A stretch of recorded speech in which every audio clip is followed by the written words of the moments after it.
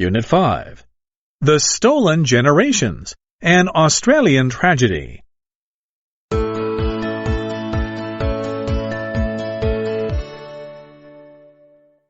Read about it.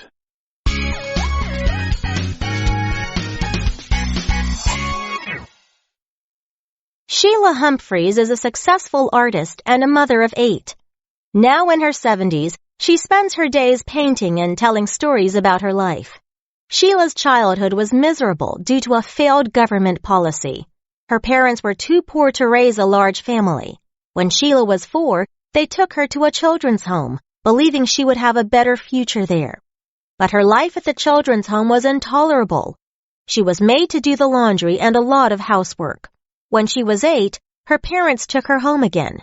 However, just 3 months later, the police came and pulled her away. Then, Sheila spent the rest of her childhood at the children's home.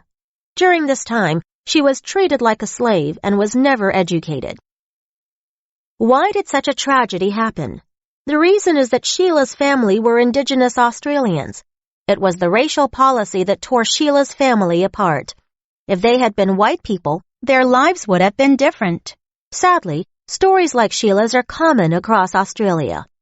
Thousands of Indigenous children were taken away from their parents between 1909 and 1969. These children are known as the Stolen Generations. In the early 1900s, the Australian government decided to separate Indigenous children from their families. This policy was implemented to protect them and to keep Australia a pure white nation. Indigenous Australians were sent away to live in settlements, which were like prison camps. Children were kept in institutions, and they would receive severe punishments even for the slightest things, such as speaking their native languages. Children with pale skin were adopted by white families and never saw their parents again. Their parents were given jobs to do. Men did physical labor, and women worked as servants. They were provided with a little food in exchange for a lot of tiring work. The children of the Stolen Generation suffered enormously. They felt ashamed to be Indigenous people and had a low level of education. Cases of physical, emotional, and sexual abuse were common among these children. Many Indigenous children became depressed or had mental problems, which continued into their adult lives. Some even committed suicide. As for the parents, it was heartbreaking to be separated from their beloved children. Many families were destroyed by this cultural disaster, which still has lingering impacts on Australian society today. The Stolen Generations represent human rights abuses on a scale that is beyond belief. The discriminatory policy has resulted in numerous horrible stories as well as the tragic loss of Indigenous cultural knowledge. Unfortunately, unfair racial policies toward Indigenous people were not unique to Australia.